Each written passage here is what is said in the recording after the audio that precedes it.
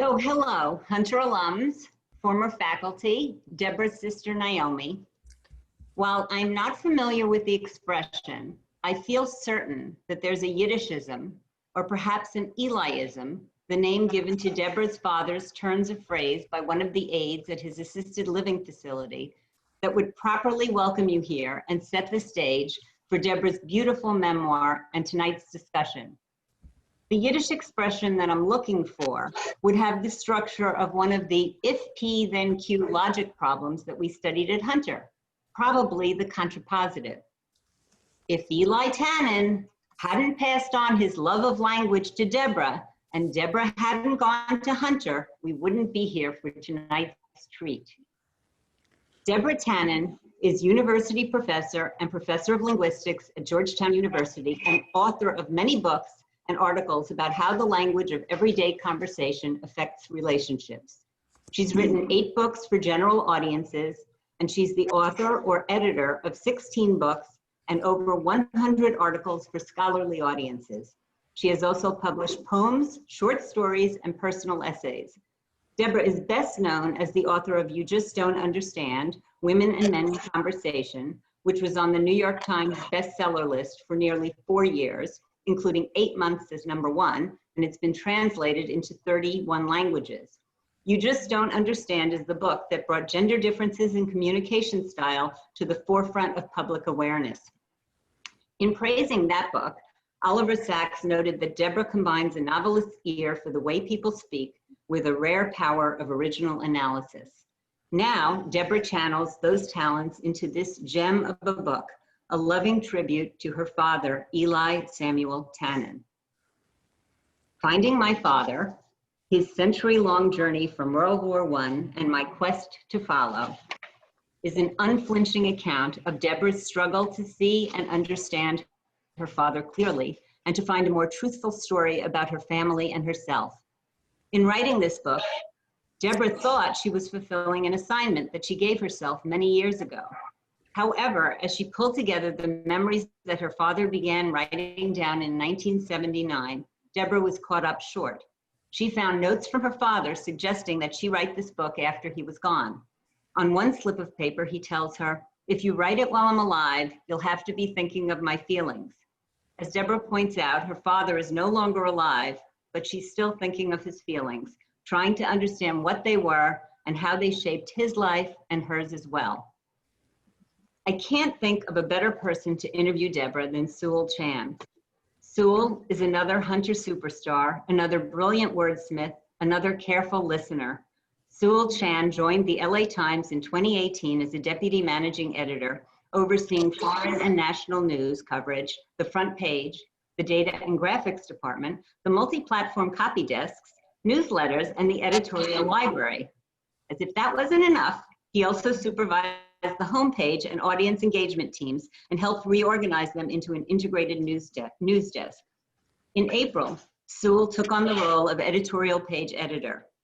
Before joining the LA Times, he worked at the New York Times for 14 years, where he was a Metro reporter, Washington correspondent, deputy op-ed editor, and international news editor. He began his career at the Washington Post, and he has also written for the Wall Street Journal and the Philadelphia Inquirer. Now back to those Yiddish cadence logic statements. If Sewell hadn't gone to Hunter and interviewed my classmate, Judith Matloff, we would not have the good fortune of tonight's interview. I met Sewell when I was organizing my classmate Judith Matloff's book discussion in the spring. Judith and I were talking and we thought, wouldn't it be great if we could get an alum like, for example, Sewell Chan to interview Judith? We were in luck. I contacted Sewell and he enthusiastically signed on to do so. As I recall, at the outset of Judith's interview, Sewell looked around the Zoom room at the other Hunter alums in attendance, and he said he had goosebumps as he noticed women whom he had long admired, such as Deborah Tannen, in the audience. There was something so endearing about Sewell's excitement about others and his modesty about his own accomplishments, especially as he went on to conduct an absolutely superb interview of Judith. And out of that interview came this one. At the time, I thought, wow, wouldn't it be great if we could get Deborah to speak to Hunter alums? And wouldn't it be wonderful if Sewell could interview her too? It just so happened that Deborah would be publishing Finding My Father in September. And when I reached out to her, she agreed to speak here tonight. And she also shared my opinion that Sewell would be the perfect interviewer. As they say in Yiddish, it was beshert. It was destined to be, and here we are. Before I turn the floor over to Sewell and Deborah, a few details. If you haven't already purchased a copy of Finding My Father, we're posting a link for ways in which to buy the book in the chat bar. You can also go to Deborah's website, deborahtannen.com. Now, everyone will be muted for the discussion, and we will have a Q&A after the interview. If you have questions, please post them in the chat bar, preferably privately to Sewell, and he will then call on you to speak and unmute yourself during the Q&A. So a huge thank you to Deborah and Sewell for being here tonight, and thank you as well to Eniko Horvath, who is behind the scenes handling logistics. And now, Sewell, I turn it over to you. Thank you, everyone, and thank you, Anne, for that very, very kind introduction. Deborah Tannen's book, You Just Don't Understand, actually came out while I was at Hunter, and it obviously left a huge mark. And it's real. I feel in some ways that this conversation has been kind of 30 years in the making. You know, I've always wanted to get to know Deborah Tannen, and it's so fortuitous that I've now been able to do so through the Hunter community. And this alumni group is really just one of the most powerful affiliations that I feel, and it matters. The connection that we have across time and time zones matters so much to me, especially at this time of great turmoil. So I'd like to begin by actually asking Deborah to do a reading from the book. It's one of the most immersive and lyrical kind of family histories and memoirs I've ever read. And I think that we'd be well served by hearing from Deborah before we get into the Q&A. Thank you. And I will read, but I also have to start by thank you, Sewell, for agreeing to do this, for noticing me when I was in the audience that other time. And Anne and Eniko, thank you for all the work you put into making this possible, and everybody who came. I did notice some of my classmates in the screen, but it was so many screens that I didn't get to see them all. So thanks to everybody who's here. Okay, well, this is from the very beginning of the book. I adored my father. He's the parent I felt an affinity with, the one I thought understood me. I traced to him my love of words, of language, of reading, and of writing. When my father was home, he was often sitting at his desk writing. That remained his favorite place to be, his favorite thing to do, until he died 2 weeks before his 98th birthday.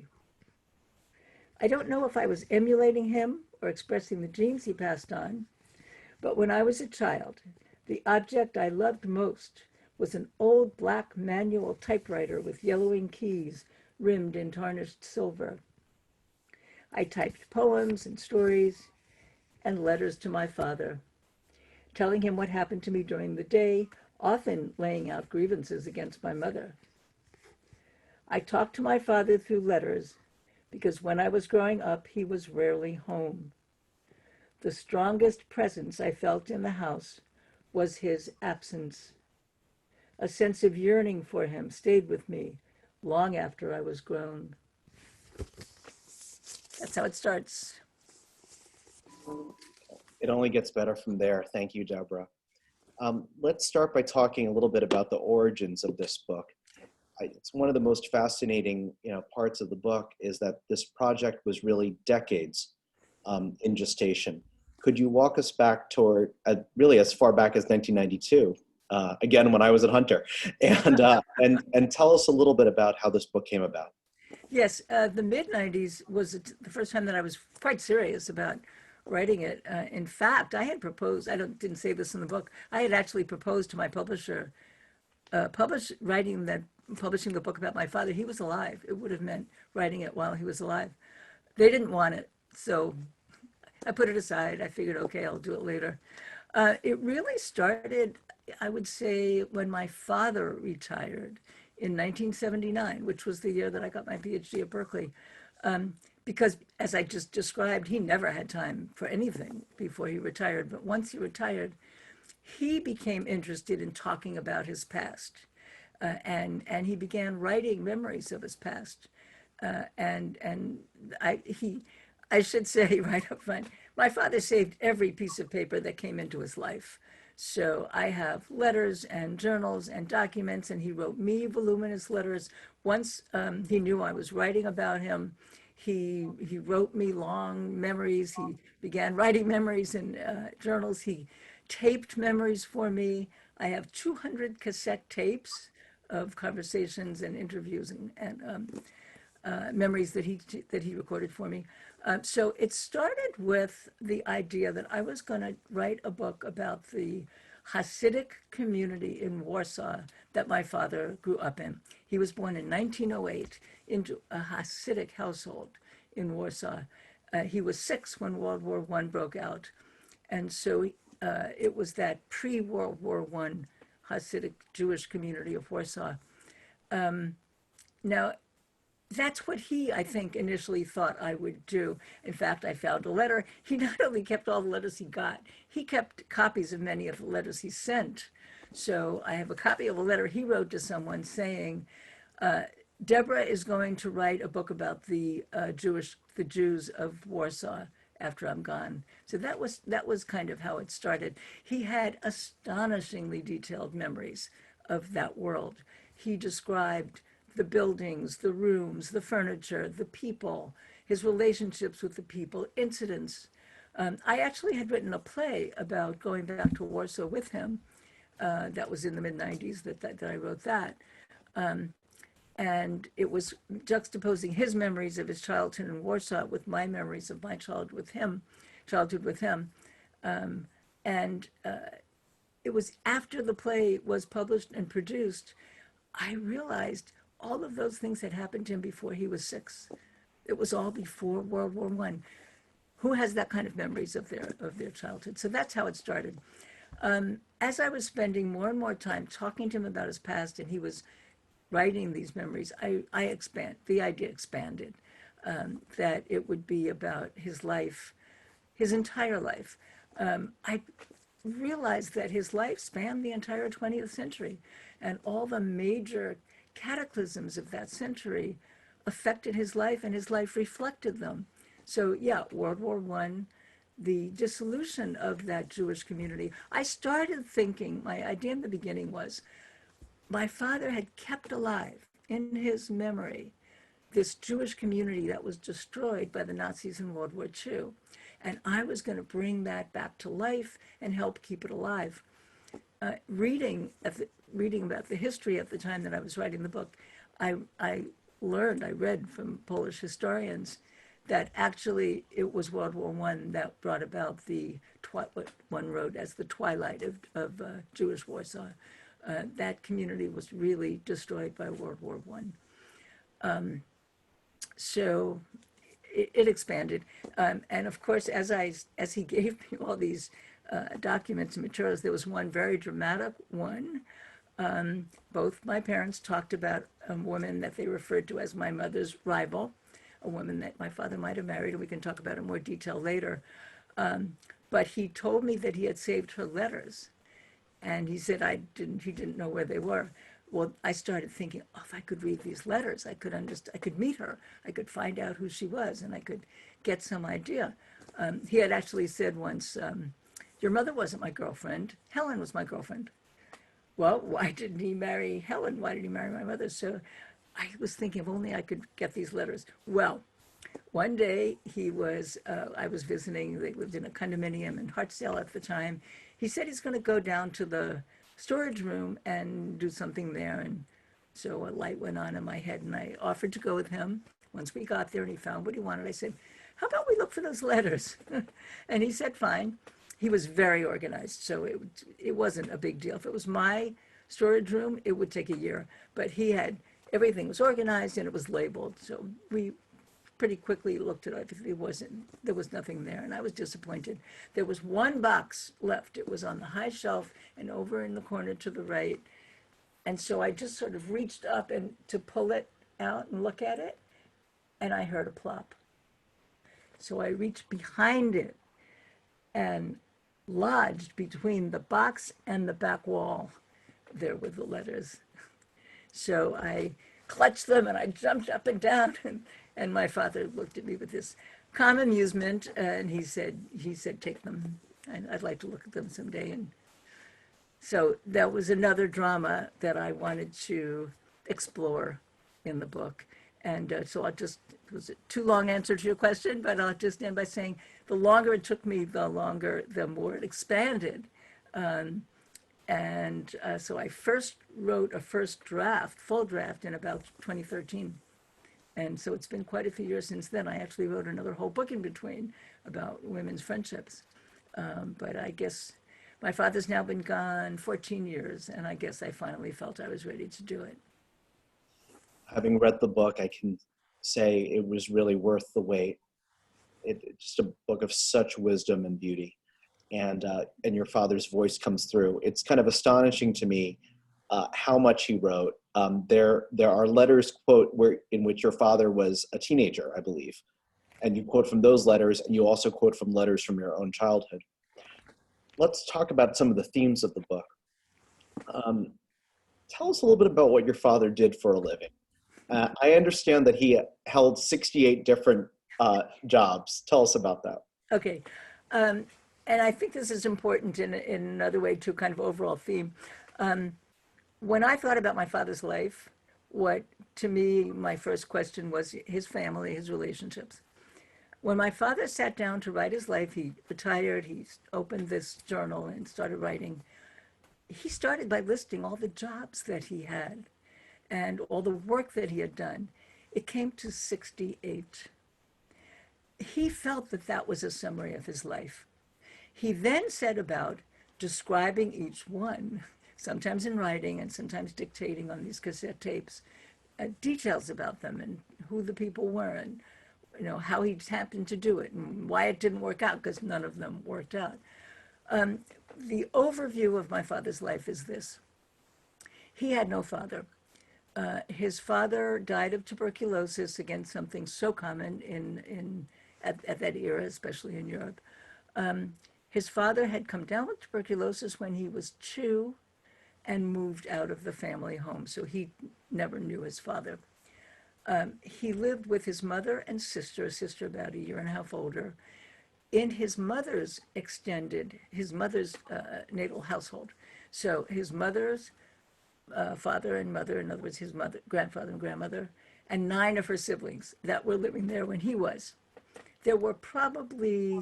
There's 13 of them that I can name, and counting all the ones that passed away that I know of, it comes to 18 siblings. So that was where he grew up. So no father, but mother and sister were his family. But they lived in this one room in this extended household, which was a huge thing. And I came to understand, again, talking to him, how significant that was. So they come to this country. He's 12 in 1920. He immediately finds jobs on the side. He is delivering telegrams when he doesn't even speak English yet. He gets himself a job at a shoe store, helping the owner of the shoe store.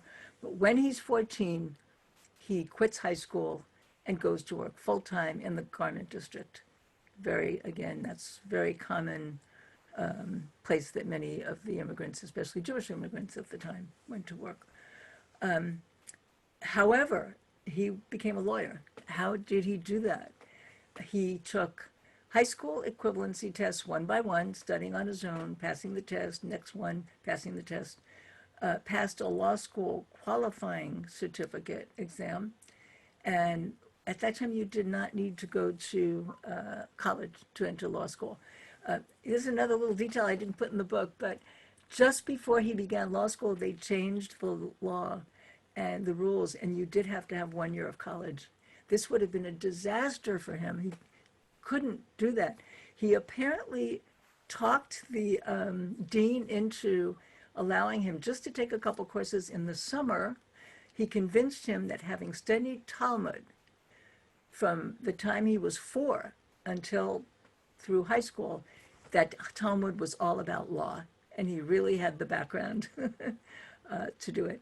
So he went to law school at night, but it was the Depression. he graduated law school. He was 19, and it was 1931, and the Depression.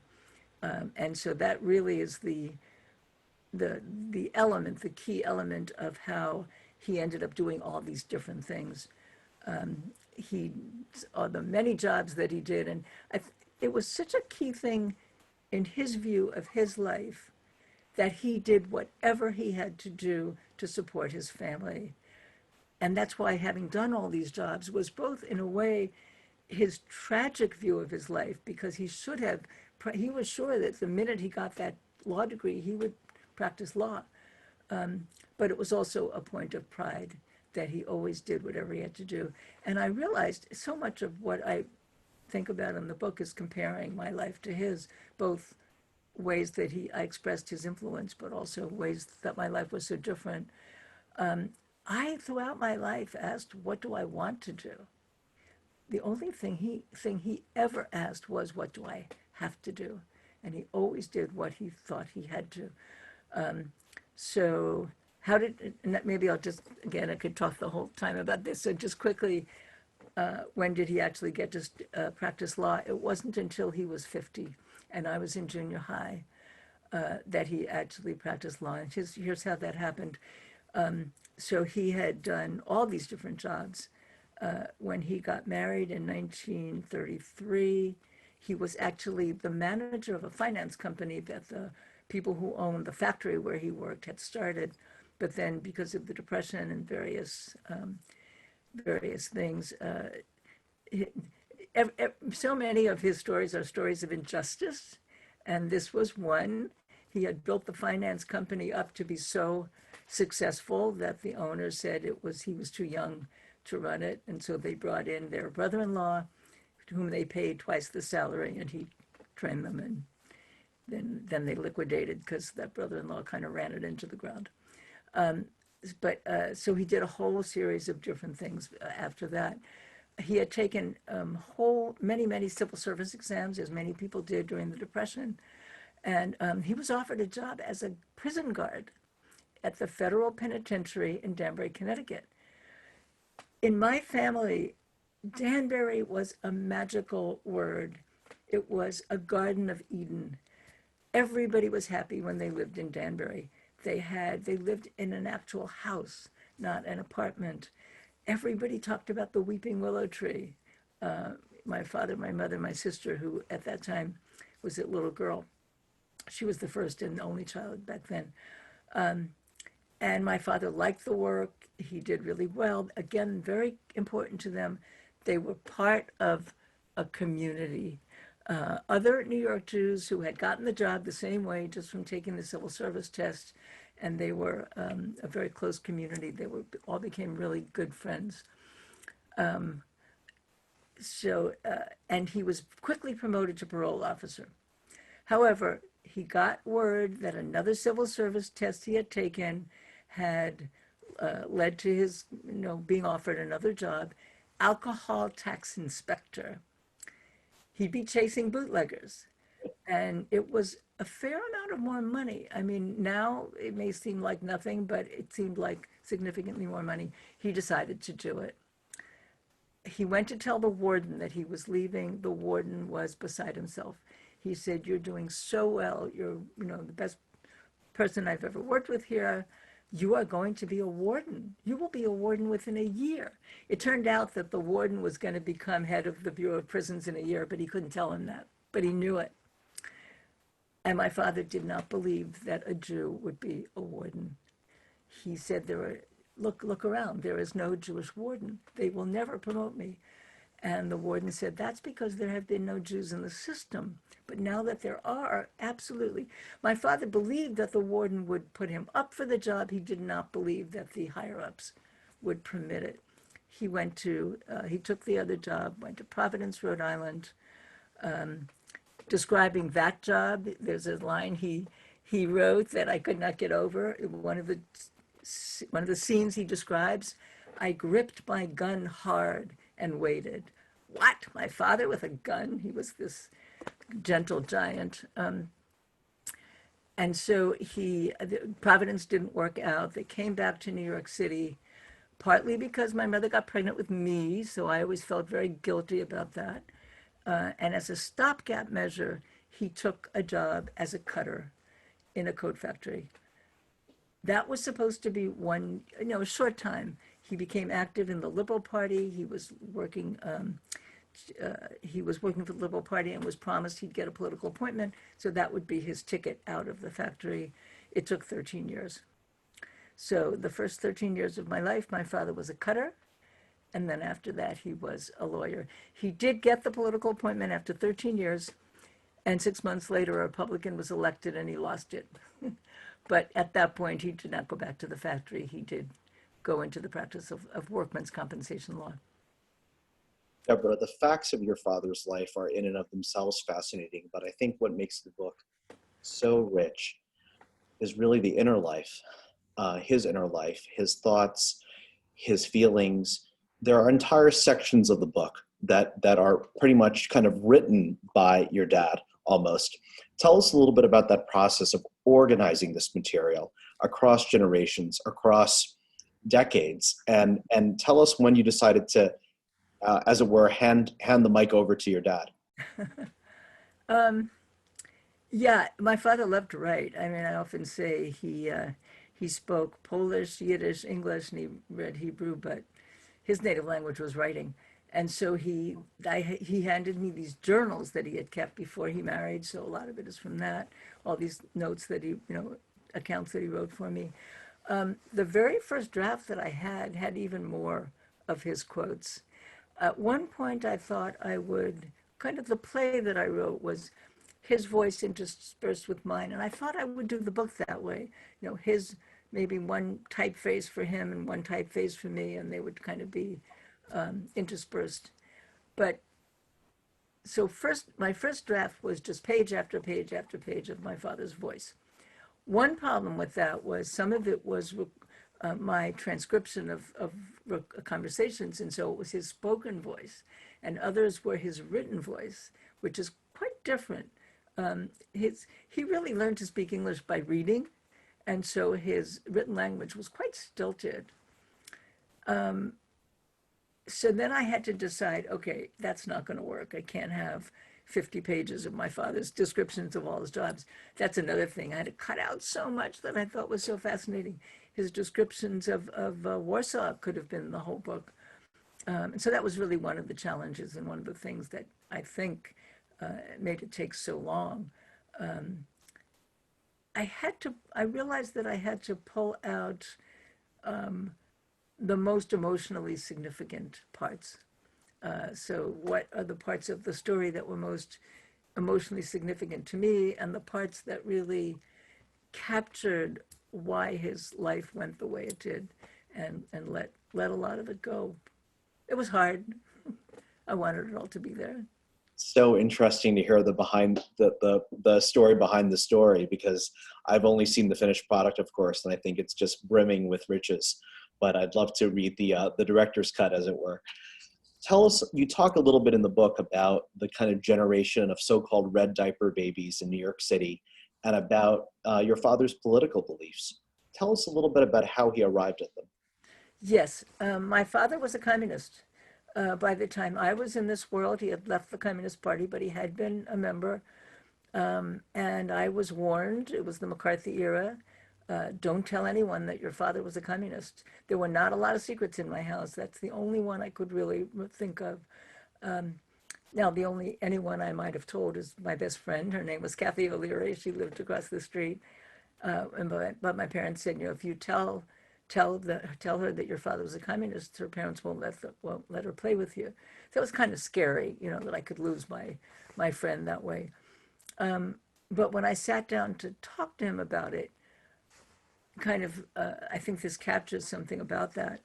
When and I have this on tape because it was one of the interviews I taped. I said, okay, today we're going to talk about your political life. And he said, at the risk of arrest and deportation. And I laughed. I thought it was some kind of a joke. And I said, well, by the time I write my book, nobody's going to care. And what I was thinking is, yeah, maybe being a communist was dangerous back then, but now that's ancient history. The truth is, he could have lost his job if they had identified his communist past. And he was denounced when he was working in Danbury. Somebody apparently denounced him, and the FBI opened a file on him. I have his FBI file. I have some pictures of pages in the book. It doesn't tell me a whole lot because many of them are just pages saying, we left this page out. And then many of them are simply all blacked out. But it does say that they did not find evidence that he had been a communist. But they called him in twice. They interrogated him. I'm sure that must have been pretty terrifying. I asked him, when did he become a communist and how did he become a communist? He said when he was 6, influenced by an aunt. This is, now again, he's living in this household of his mother's many brothers and sisters. His mother was one of the oldest of all these siblings. The youngest was only 6 years older than my father. Her name was Magda, and he adored her. She was like an older sister that he looked up to. She was swept up in the Bolshevik Revolution. And this is one of the ways that I could see that the family story reflected that era in history. Yeah, my father came to this country, and many of the other siblings did as well. But all the young ones that were there, they had given up Hasidism at the time for communism. It was the Bolshevik Revolution. This was the dream. It was going to be a just society. Young people seeing a happier world, a more just world. And his aunt was caught up in that. So apparently by following her around, and he would hang around while she and her friends got together and had their talks about politics, that he said at 6, he became both a communist and an atheist. And of course, they went together. And so when he came to this country at 12, he said, I was already a communist, an atheist, and a Zionist. And he said that there was no contradiction there. There were Zionist communists, there were socialist Zionists, there was social, there was a whole range of beliefs there. He gave up. Became disillusioned with communism when Hitler made a pact with Stalin in 1939. Deborah, let's stay on Magda for a moment. You have this fascinating part of your book where you're really, and it sounds like it's close to how the project started with your play, but you kind of talk a lot about the world of Eastern European Jewry, a kind of vanished world that has been, written about so much, but you just have so much depth and texture. How did you research Magda and her siblings? How did you kind of recreate this world of very early 20th century Warsaw? Yeah, mostly the world of the Warsaw of my father's time was from his memories, because he had such specific memories. And then I did read books when I was writing the book, about Hasidism and the history of the Jews of Warsaw. There's quite a lot written about that. I knew Magda well. Magda survived the war. Both Magda and many of the other siblings had such fascinating life stories. When I would sit down to talk to my father, and I spent so many hours talking to him about his past, imagine I was this little girl who just yearned for time with my father, and now I had all this time with him. Naming all these siblings and discussing what happened to them was one of his favorite things to do, and I loved it also. Magda was the one he had the most stories about because she had been the closest to him and she was so much a part of his life. She spent 8 years in prison as a communist, and when the Germans invaded, she was in prison for her communism. Indirectly, that saved her life. The prison she was in was in a distant village in Poland, not far from the Russian border. And apparently when the Germans were approaching the town, the prison guards let everybody out, all the prisoners out, except the communists. They wanted the Germans to get them, but the townspeople left them out. She got over the border to Russia. So this is what I always knew. She became an officer in the Polish army in Russia and came back to Poland and was very high up in the Polish government. That's how I knew her. And we got to know her quite well. She visited when things thawed, not immediately after the war, but when the Cold War got a little warmer. She visited us, we visited her, and she had a son born after the war who was only 1 year younger than I am. And so we became very good friends. I spent an entire summer, uh, a month visit with him and her in Poland, and he spent an entire summer with us here. And he's since defected to the United States in 1967 when the anti-Semitism flourished again in Poland. But yeah, her life story is quite astonishing. She had a daughter who had she had the daughter with another fellow communist who was not Jewish, and so the daughter, even before the war, because she was in prison, the daughter had been taken in by the parents of the daughter's father, and that's where she spent the war. And so that girl survived the war that way, and only died about a year ago in Warsaw. And I knew her also very, very well. Her two daughters ended up coming to the United States, and I caught her one time when she was visiting her daughter, and the whole family was gathered.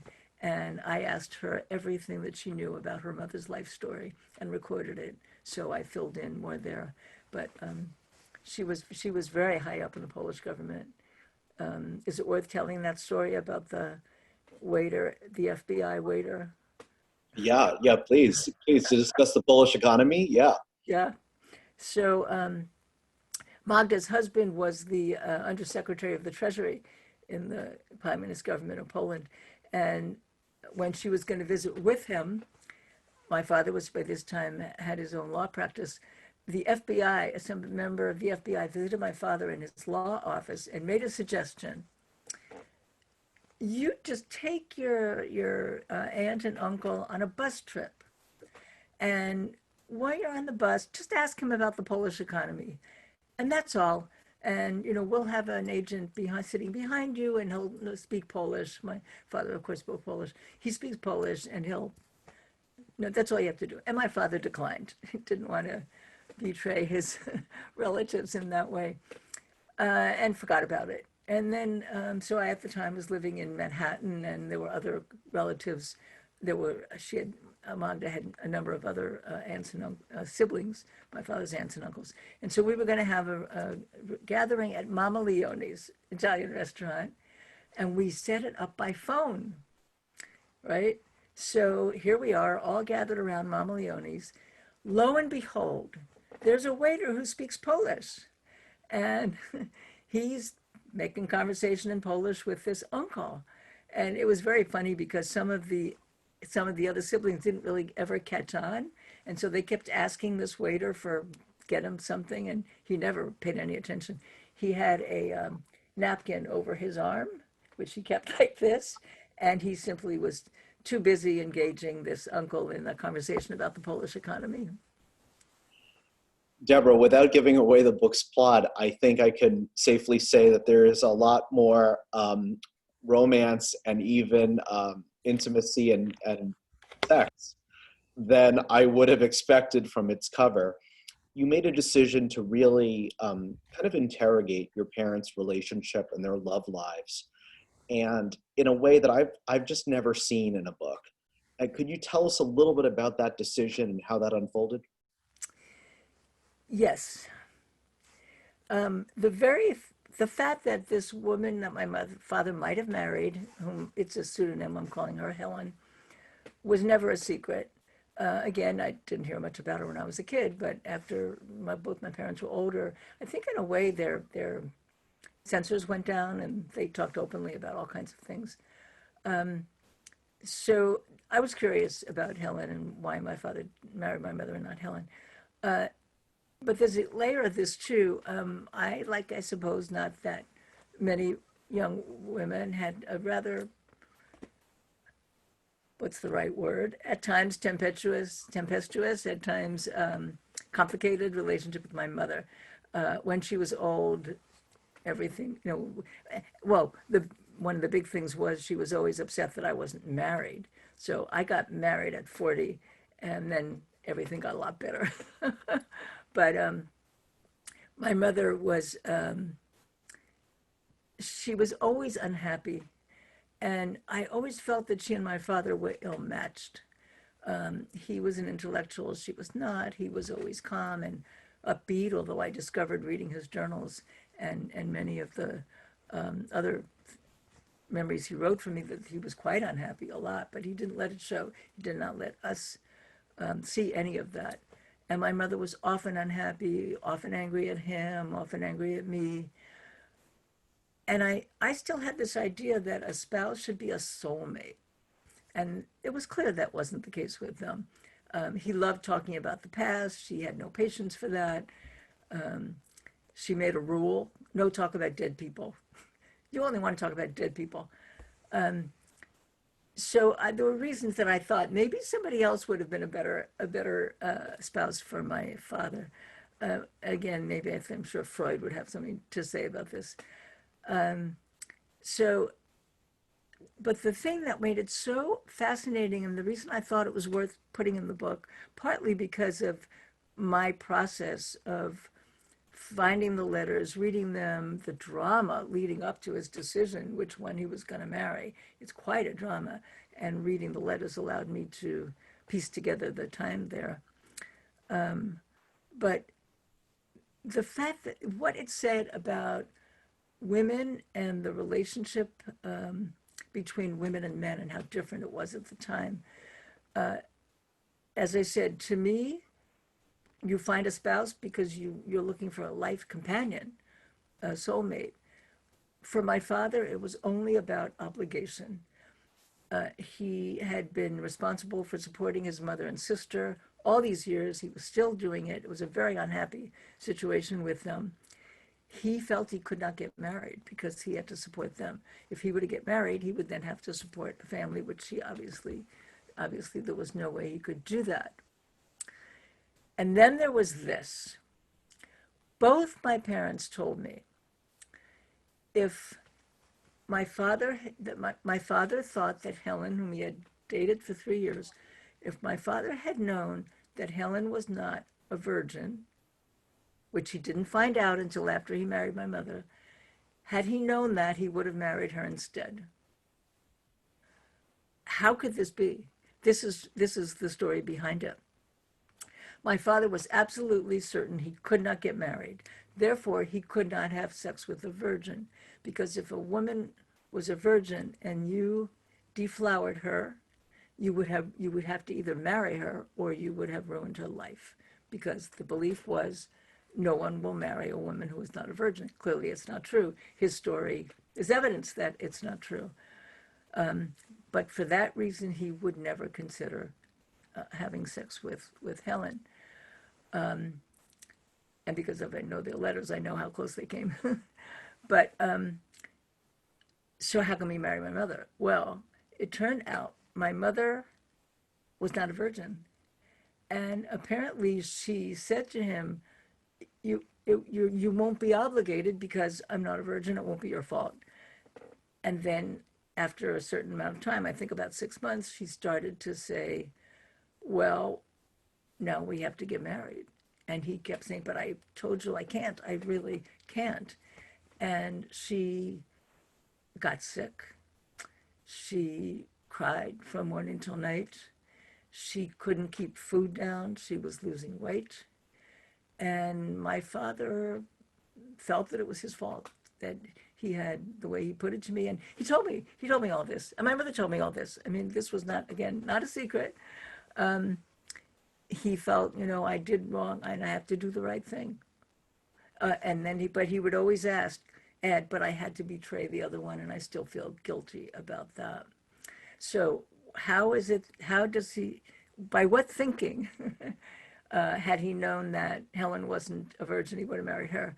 Had he known she wasn't a virgin, he would have probably started having sex with her before he started with my mother. And then once it would have had the same result that it had with my mother. So I had many stories from my own life that my mother got me to do things kind of like that. She'd sort of say, oh, it's going to be nothing, and then she gets me to do it, and then all of a sudden it's a big deal. I don't know if I should get into the Peace Corps, but this one decision I made that I felt terrible about for many, many years. And my mother had, well, I might as well tell you what it was. I had applied to the Peace Corps. I was accepted. I was supposed to go to Thailand. It was all packed. I was on my way. The night before I changed my mind. And the reason was this wasn't my conscious reason, but my mother did the same thing. She cried from morning till night. Every time I came home, she would meet me at the door with just destroyed, sobbing, couldn't eat, was so upset, it was going to ruin her life. Tried everything she could think of to talk me out of it. I was going to get killed by a stray bullet from the Vietnam War. I was 21, so when I got out, I'd be 23, and there'd be nobody left to marry because all the marriageable men would have gotten married while I was there, and it wore me down. And so realizing that my mother had kind of gotten my father to marry her that way, I was kind of rooting for Helen. But I ended up, of course, the fact that would mean I wouldn't be here didn't really figure in my thinking. I think it was all magical thinking. I really came around to thinking that my mother did my father a tremendous favor. His dream was he was going to keep supporting his mother until she got married and set him free because some other man would support her. She was never going to get married. She never did. And I think my mother actually saved my father's mother too, because from the way things that I found, letters he wrote and other things he wrote, I think she was horribly depressed, having her son support her. And like so many immigrants, this really is an immigrant story. She had founded and was principal of a school in Warsaw. And now here she is, she had no job, no sense of identity, and was apparently lying on the couch all day. The way my father described it, there's no way to see it other than she was immobilized by depression. So I think my mother saved my father by pressuring him to marry. As I said, he only ever did what he thought he was obligated to do, what he had to do. I tried asking him, I tried to get him many, many ways to tell me, well, if you just could choose, you had to choose between them, which one would you choose? He would never tell me. The only thing he would ever say is, I didn't want to get married at all. I couldn't get married. I wanted to find them both good husbands so I would be free. And he was never going to be free. So I think my mother, the fact that she had this personality, that she was willing to pressure him, was actually a godsend. Deborah, you look so unflinchingly at your parents' marriage in this book. And your parents were married more than 70 years. 71 years. Right. You are also the youngest of 3 daughters, if I'm reading correctly. How did your siblings respond to this book? Have they read it? Were they a part of the process? Absolutely. I think my sister Naomi may be here. And do you know if Naomi is here? She may not. She was here before. Oh, yeah, maybe. I don't know if she's still here. She can unmute herself if she wants to say I'm hi. here, Deborah. Oh, thank you, Naomi. Hi. I have to tell you, so I'm going to say Naomi has read every draft of every of every version from the very beginning. Naomi has always been, I call her my Uber reader. She's read drafts of all my books, and she's wonderful. And the title, You Just Don't Understand, was her suggestion. That was her suggested title. I was saying to her that I was thinking of calling it something like something negative, and she said, "Oh, don't say that. That's too negative. Why don't you call it You Just Don't Understand?" That's what I just said to Joe. So, yeah, Naomi has been along the whole way, and my sister Mimi also is not as interested in reading all the drafts, but she has been so invaluable, and both of them invaluable in different ways. I tend to, and I think Naomi is more like me this way. We tended to idealize my father and be very critical of my mother. Mimi is such a good reminder. She brings me back and points out ways that I'm being too tough on my mother and letting my father off the hook. And so Mimi has been invaluable that way. And they both, throughout this whole process, I call them up and I say, do you remember this? Do you remember that? In many cases, their memories are similar. In others, they're different. They remind me of things I have forgotten. And so I just feel so fortunate having had them both with me along this journey. The book talks about how memory itself is super fallible and how we never quite recollect things precisely the way they unfolded. I mean, could you tell us a little bit about that, about the flawed memory and the use of documentary evidence to kind of triage with the memories? Yeah, I think I have a line somewhere. Memory is like that. We leave things out. We change things. There were things that I found out in reading the letters that from Helen, that things my father remembered had not happened the way they had remembered, the way they had. The story he often told was, I was going to go to the Thousand Islands and Helen was going to come with me, but her mother talked her out of it. Had she come, I know that then she wouldn't have been a virgin, and then that's how I would have married her. It turned out that wasn't true. I could see from the letters, there's a letter from Helen saying, gee, you're up in the Catskills. That's pretty far from the Thousand Islands. And she keeps offering to join him there. And apparently he didn't answer her, so I'll never know exactly what was going on his side. But I think still that memory, he didn't remember the details, but he remembered what it meant to him.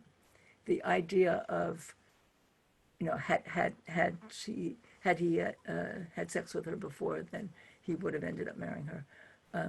And so there are many things like that. The specifics may not have been accurate, but what it means in your story of your life is I think, what's so important about memory. There were things that really kind of broke my heart. My father's mother was pretty challenging, and one of the things that I learned in reading his journals was that she was physically abusive. He has descriptions of her physically, not like beating him, but hitting him with sticks and chasing him to a friend's house and having the friend's father hold him and beat him. And there was one story he told me where his sister he had a fight with his sister, and his mother came home and he said, well, my mother saw my side of it and for once let me off the hook. Well, that's not true. When he describes the scene in his journal, his mother did beat him for that. But I think the whole project of trying to understand my father's life and trying to understand the implications of that for mine is more about how you use your memories to come up with a life story than I think it is about trying to find out what really happened. So in some ways, I felt like I learned that much of what I thought about my family and my parents' life story was a myth. Maybe it was my own creation myth. I guess we all have that.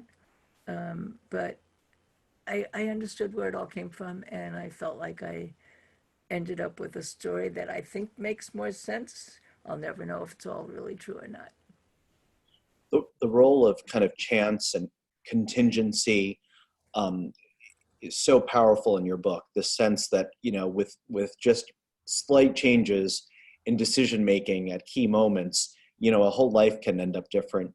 Did writing the book prompt you to reflect on your own kind of life and career decisions? You talk in the book at one point about how your parents were nervous about your going to Berkeley. Could you tell us about that? Yeah, because my father was always focused on security. When I actually had a secure job, I was a teacher of remedial writing and freshman English at Lehman College in the Bronx. I was 29. My first marriage had just ended. I was married to someone I had met in Greece. I had lived in Greece for a number of years. He went back to Greece and I didn't go. And so I could do something completely different. I was ready to do something completely different.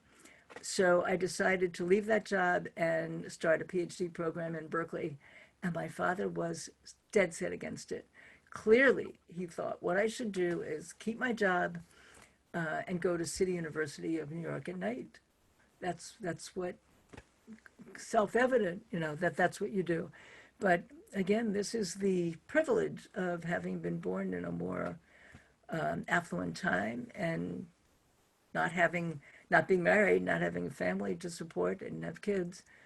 I was able to do what I just felt like doing. And honestly, when I decided to get that PhD at Berkeley, I don't think it even occurred to me that what I would do with that PhD, it was not a career step. It was just what I felt like doing next. I was bored.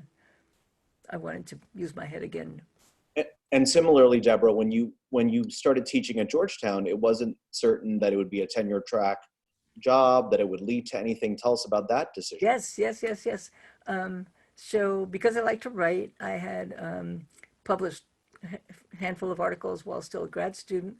And so I had quite a few job offers. 3 of them were tenure track jobs.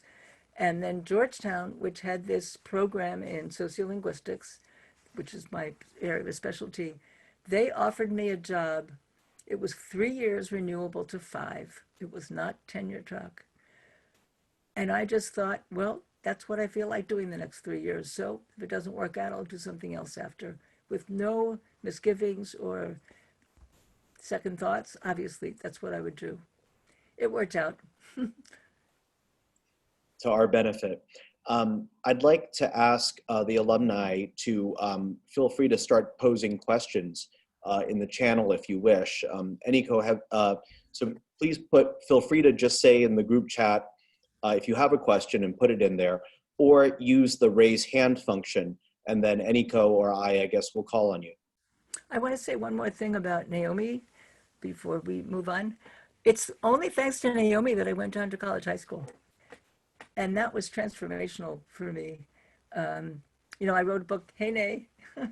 I wrote a book about sisters, and where you are in those, in the array of sisters, the fact that I was the youngest gave me a lot of opportunities that my older sisters didn't have.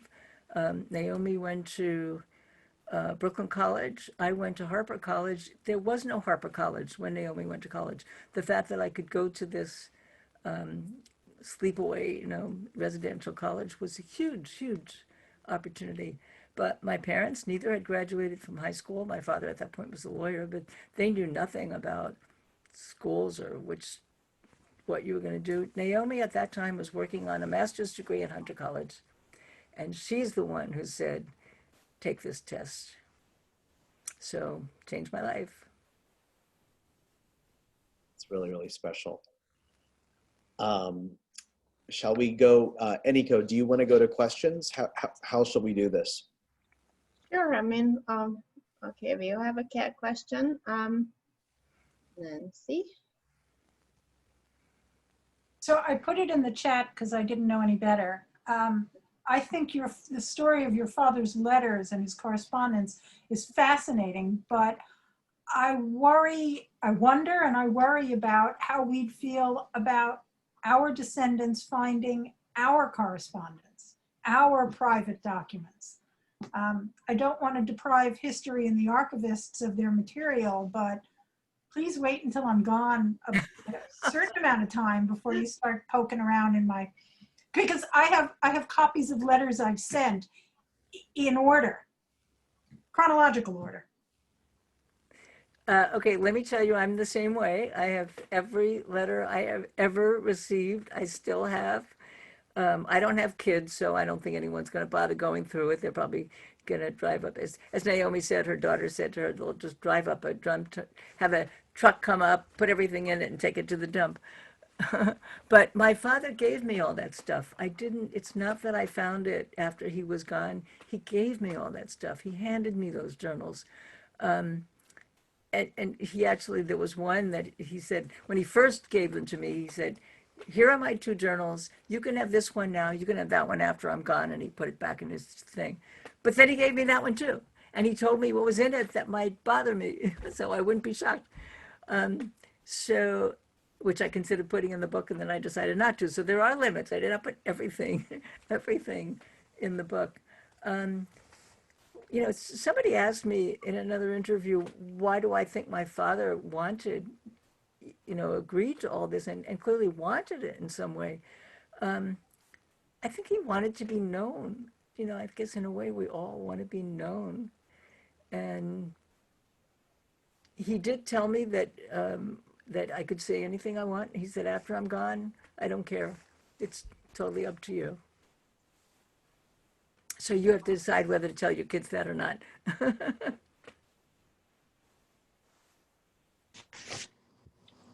You're on. Go ahead. Hi, I'm Helene Williams Spearman, class of 61. I've been doing some genealogy, and I do have some family that claims to have been from Warsaw. And that's one question. My husband came up with another question just a few minutes ago.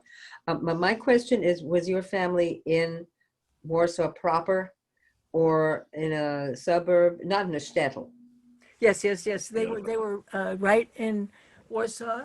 His always told me the name of the apartment, Twarda 12, which I later learned was the center of that Jewish community, the Jewish community of Warsaw.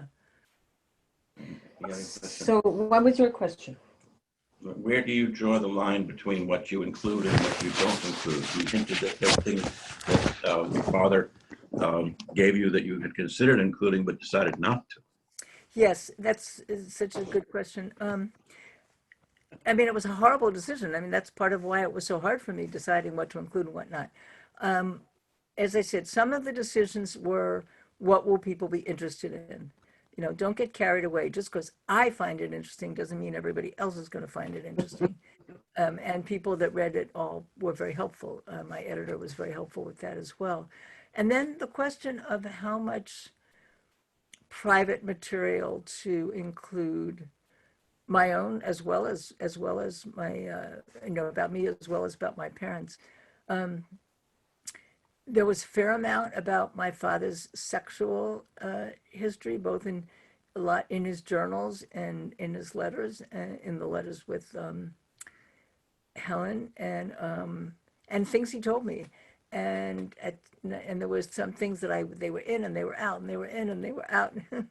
And I ended up limiting it up. You know, I'm sure the amount that I include is going to be shocking to some people. But I did exercise some restraint. It's not all there. I guess at every moment I was asking myself, what do I need to tell the real story and to capture what is meaningful, what I think the story means, but without putting more than necessary. And I was very aware that a lot of people are going to be horrified that I know that level of detail about my parents.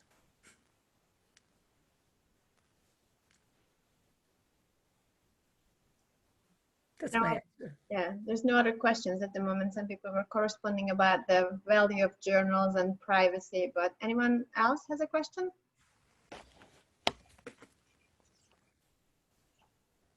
Just wondering what people would make of, I mean, a number of us apparently keep journals.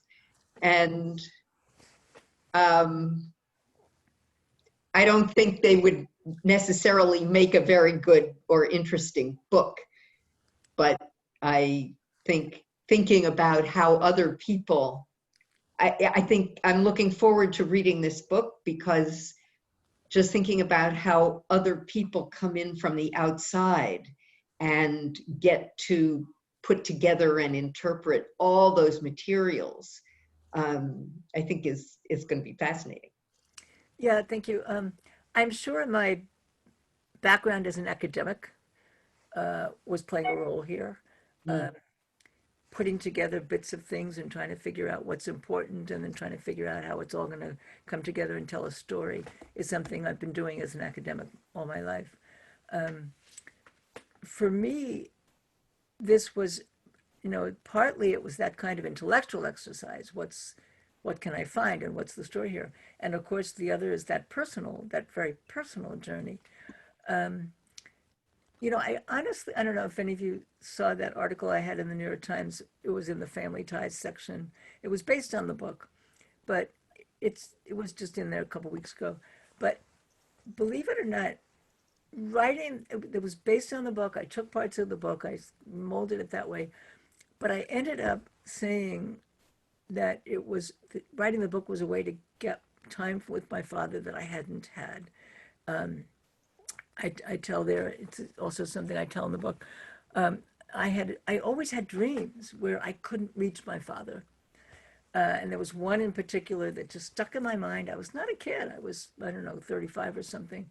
And in the dream, I'm having a birthday party and my father is there, but he's suspended a few feet off the ground and he's like, his head is right near the ceiling. And I can't get him to come down and I don't know what he's doing there. And he doesn't seem to see me or hear me and I can't get to him. And I ended up, occurred to me, this isn't in the book, it occurred to me as I was writing that putting it together for this essay, that by writing this book, I got him to come down. It's like I changed the ending of that dream. I thought of what I could do that would get him to come down. And I say, okay, come tell me about your childhood in Warsaw. And then he comes down and he sits next to me and he takes my hand and he starts telling me. It's like, so I think in many ways, my wanting to know everything about him was that desire to get close to him. And I felt like in many ways, he's the one who understood me and I wanted to understand him. We have a question from Linda Spiegler. She's saying, Deborah, I loved your saying that heavy use of our memories help us define our life story. My siblings say often it wasn't like that, but our memories are our own, our take on how we grew up. Do your siblings share your take? Yes, my siblings, Mimi and Naomi. So Naomi, you met, she's here, and my other sister, Mimi, couldn't make it tonight. But most of the outlines of the story, I think they both are pretty similar. Naomi is 8 years older than I am. Mimi is only 2 years older than I am. So that's very different. In many ways, Mimi's and my childhoods were similar and Naomi's was very different. When Naomi was a little girl, first of all, she was the only one. I don't know how many of you are the oldest siblings, but when I wrote a book about sisters, I came to understand the very special position of that first oldest child. I have a quote there. Harriet Beecher Stowe wrote, "The first child is pure poetry, the rest are prose." So those of you who are like me, prose. So she has many more memories of my father being home. It wasn't the Depression. He wasn't working, or maybe it was the Depression, but yeah, sorry, it was the Depression. So he was either not fully employed or just had a normal job. It wasn't like when Mimi and I were kids, and he was at the factory all day, working overtime, working Saturday, spending any other time at the Liberal Party so he could get this political appointment. I have the comment there in the book about sisters.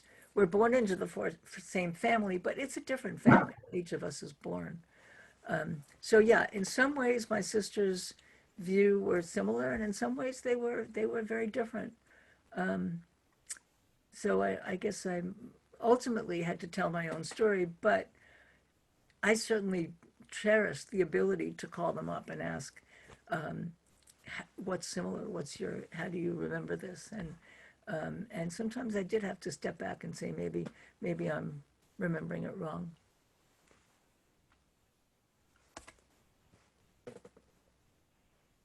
Doris, you need to unmute yourself to be able to, there you go. Go ahead. Debbie, could you talk a little bit about any... Doris, hi. Hi.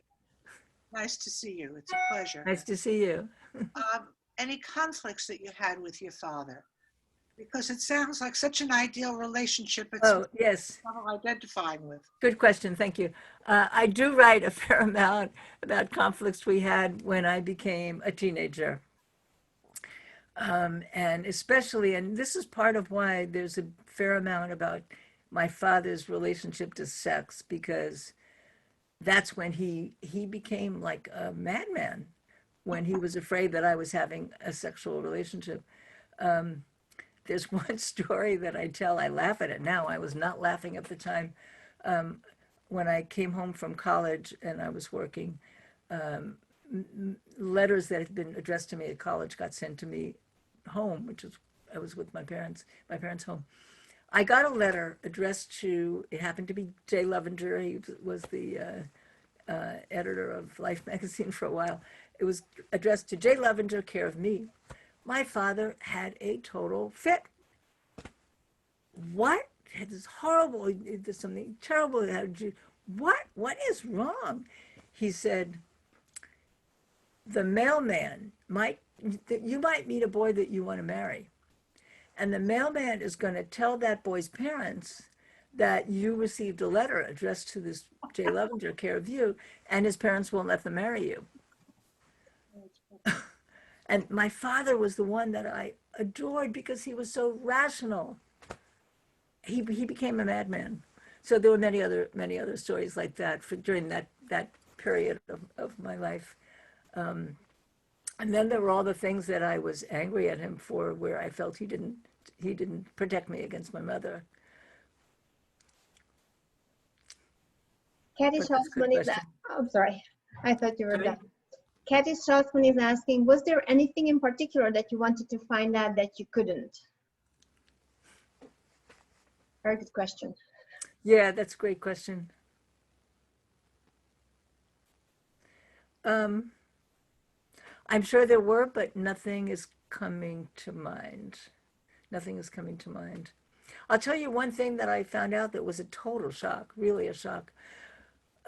My father always regrets were big, the decision to leave that job in Danbury, and that was the hugest regret, and it really cast a pall over the whole, my childhood in a way. I think the biggest mistake he made is one he never regretted or questioned. I discovered, the one of the things I discovered in reading all the stuff, his mother was dead set against his quitting high school. I mean, I always thought that was just a given. He had to quit high school at 14 to support his mother and sister. It turns out his mother was dead set against it, did everything she could to talk him out of it, to stop him. He never went against his mother. One of my mother's brothers that he was good friends with told me he was terrified of his mother. If he wanted to do something and she opposed it, he would keep it a secret. If she found out, he would immediately drop it. He would never risk her wrath. How did he get the strength to oppose her in that? And where did he get the idea that he had to do that? That's the thing that blew my mind. If he had listened to her and not quit high school, he might have, like so many other people, gone to City College, become a lawyer that way, what he really wanted to do was become an engineer. So that's a surprise that I did not have in mind.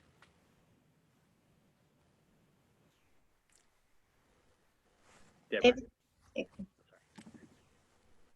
Deborah, David, go ahead. Sorry. Deborah, you paint a picture of your parents as people of very different character. To what extent did that inform your interest in gender linguistics? I didn't, could you say that one more time? Sure. You paint pictures of your parents as very different people. To what extent did that inform your interest in gender linguistics? Oh, yeah, I love that question. When my book, You Just Don't Understand, came out, my mother said, you should give me half the royalties because all the examples are me. I said, no, they're not. Actually, I could tell you which ones are you. It's these 2 or 3. But yeah, I think my parents certainly represented the kinds of patterns that I described, and I often use them as examples. Probably didn't play that much of a role. I didn't actually set out to be a gender specialist. My area of specialty was cross-cultural communication and comparing spoken and written language. One of the first books that I edited is about spoken and written language, and I dedicated it to my mother and father, who introduced me to orality and literacy, respectively. And what I had in mind was that the written word had come from my father because of his love of reading and writing, and the spoken word had come from my mother because she was very gregarious and very comfortable in all situations. Yeah, so the way I became a specialist in gender is that the first book that I wrote for general audiences, which is the one I had ambitions for, I thought it was going to change the world, is a book called That's Not What I Meant. And it was about all the aspects of language that affect relationships. And I had this idea that psychologists had been so much better than linguists at communicating to the world at large. And the book did okay, nothing great, but it did have one chapter on gender, and that's the chapter that everybody wanted to talk about. And it was my agent that suggested the next book should be about gender. So that's how that happened. Okay, the next question is from John Pepper. She's asking, did Deborah use a translator for the older family letters and that were written in, and were they written in Yiddish or in Polish? Polish, nothing was in Yiddish. Very interesting about Yiddish and Polish. I did have some of them translated. Some of the key ones my father had translated. Letters from his Aunt Magda were the main ones. And because I know, as I said, Magda's son is a friend now, and he's in this country, he translated a fair number of them for me. But why it was all Polish and not Yiddish. So my the household he grew up in with these many brothers and sisters of his mother, and the grandfather was a devout Chassid. My father grew up speaking Polish to his grandparents and his uncles, his mother's brothers, and Polish to his mother, his sister, and his aunts. The aunts were all highly educated. As Sewell mentioned, one was a mathematician, one was and physicist who had studied with Einstein, and we didn't get to that whole story. And was his lover for a while. And another one was a dentist, and another one was what was called a linguist, meaning she spoke many, many languages. And then, of course, my grandmother, who was the principal of the school. But the brothers were not. They only got religious education, and so they never got secular education and never spoke Polish very well. But for my father, he was bilingual, but Polish was his primary language. Deborah, Carol Drucker, class of 76, writes, your quote, "The strongest presence I felt was his absence," is such a profound statement. Thank you for sharing that with us earlier. Thank you. Thank you so much for saying that. Yeah. And I think many people feel that, if you lose someone you love to death, divorce, whatever, or just the person you love just isn't there. Yep. So thank you for saying that. Deborah, maybe I can ask a question as we wrap up. On a lighter note, I'd like to hear, I think the group would like to hear the story about your father's aunt who crossed paths with Einstein. Yes. This was one of my grandmother's sisters, my father's aunt. Her name was Dora. And I had always heard that she was a mathematician and physicist, had studied with Einstein in Zurich, and that my father actually visited her in Zurich on his way from the United States, from Warsaw to Antwerp, where they got a boat to the United States. And that then she came very shortly after my father came, she came to the United States. Then Einstein came to the United States and took up a position in Princeton. What I had always been told was that she went to Princeton to be with him. Their affair apparently had started in Warsaw and was rekindled now that she was in Princeton. That she believed that he would marry her when his wife died, and that she had become pregnant by Einstein and had an abortion. These are the pieces of evidence my father knew firsthand. He remembered her coming from Warsaw when she arrived in this country, talking to her sisters who were here. And he remembered her saying that Einstein had told her that she was one of only 10 people in the world that truly understood his theory of relativity. His aunt, one of the sisters who was a dentist, told him that she had gotten a letter from Dora saying that she was pregnant and asking her advice about getting an abortion. So these were the things I had heard. After my father died, this is something I did try to find some evidence for, and I was able to find evidence that she had matriculated in physics and mathematics at Zurich. So that I knew was true, that she had studied there. There was lots of evidence that she had lived in Princeton. When Walter Isaacson's book, A Biography of Einstein, came out, I emailed him and asked if he had found any reference to her. And he almost immediately sent me a link to a letter in the Einstein archive. It's a handwritten letter written in German by Einstein. It's a letter of recommendation for Dora, saying, I've known her very well for many years. She is a gifted mathematician and very able educator, and I highly recommend her for any teaching position. She never got a teaching position, and her story in many ways to me is heartbreaking. He did not marry her when his wife died. She went apparently as far away as she could. She went to California. I have a letter from her, and again, I understand my father saved all these letters. How did he get letters that she wrote to somebody else? I don't know, but he has a letter that she wrote to her sister, the dentist, and she is saying there that this is after World War II, shortly after World War II, that she has hit upon a way she thinks she can support herself. She is crocheting baby jackets, and they're lovely. Everybody admires them, and she feels if she can break into the Hollywood crowd, she'll be able to make more money doing that than teaching or anything else. It is so heartbreaking to me, and my grandmother's story too, and I think it's a very common for immigrants who they're part of a community and they have a profession in their home countries, and they really are never able to practice the work they've been trained for or reestablish that kind of profession in this country.